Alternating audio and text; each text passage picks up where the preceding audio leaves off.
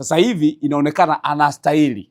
Najua kuna watu wataibuka kwamba bwana tulisema atacheza tu, lakini kwenye kanuni ambayo tulikuwa tunazungumza sisi, Sheikh Ibrahim Toure alikuwa stahili kucheza ligi hii. Sasa kilichofanyika, wale watengeneza kanuni wameenda kutanua magoli ili Sheikh Ibrahim Toure aweze kucheza. Mimi sipingani na kanuni ambayo imetengenezwa, lakini kuna haja ya kuziangalia kanuni nyingi ambazo zipo kwenye ligi yetu, tuone madhaifu yake. Zisitengenezwe kanuni kwa sababu ya mtu fulani kumwezesha kufanya hicho. Taarifa kubwa ni kuhusiana na mchezaji Sheikh Ibrahim Toure ambaye kimsingi hakustahili kuichezea ligi kuu Tanzania bara. Hakustahili kuichezea Yanga kwenye ligi kuu Tanzania bara. Alikuwa astahili. Anyway, tushazungumza mengi kuhusiana na Sheikh Ibrahim Toure, kuhusiana na uhalali wake wa kucheza kwenye ligi kuu Tanzania bara. Kuna watu wengine walizungumza sana, tumekosea, si nini na nini, pengine walikuwa namtetea, lakini uhalisia ni kwamba Sheikh Ibrahim Toure mpaka sasa hakustahili kuchezea ligi kuu Tanzania bara, ila ni mchezaji mzuri. Kwa sababu gani? Kwanza, kanuni ya ligi ambayo ilikuwepo wakati Yanga wanaenda kumsajili Sheikh Ibrahim Toure ilikuwa inazungumza kwamba mchezaji amechezea timu ya taifa, kitu ambacho hajakifanya, au anachezea ligi kuu Saudia, huko alikuwa acheze ligi kuu, alikuwa acheza ligi daraja la 3, umeelewa?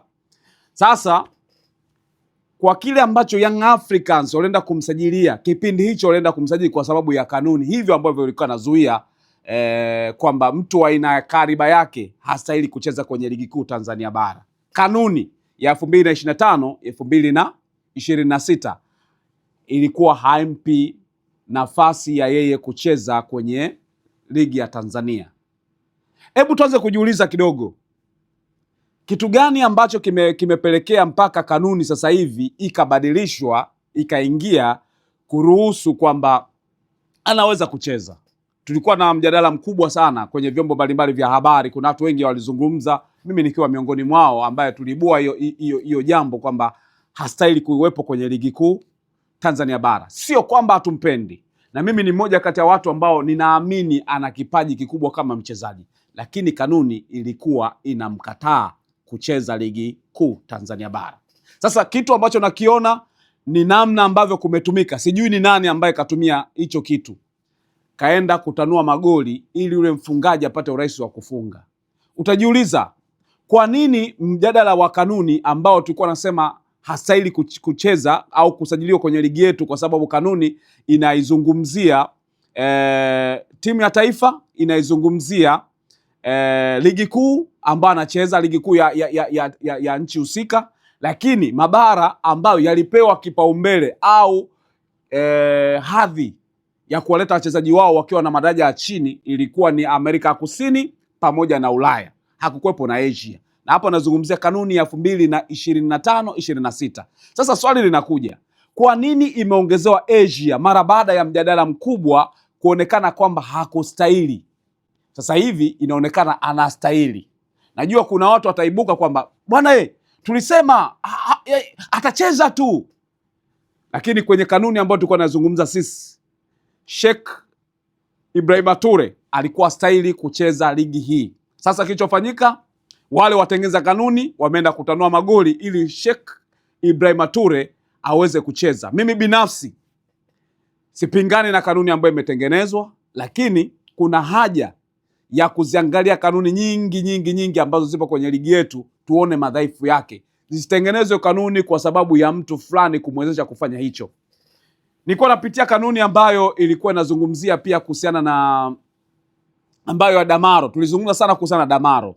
Damaro astahili kucheza Yanga, Damaro astahili kucheza kama mzawa. Ile kanuni sasa hivi imefanywa editing, tukienda kuipitia pale haina tena kile ambacho kilikuwa kipo. Manake huenda ile kanuni ilifanywa makosa. Mimi binafsi nasimama kwenye kile ambacho nakiamini. Kanuni ambayo ilimpeleka Damaro kucheza kama mchezaji mzawa ilikuwa na makosa na ililazimishwa katika mazingira ambayo hakuwa sahihi.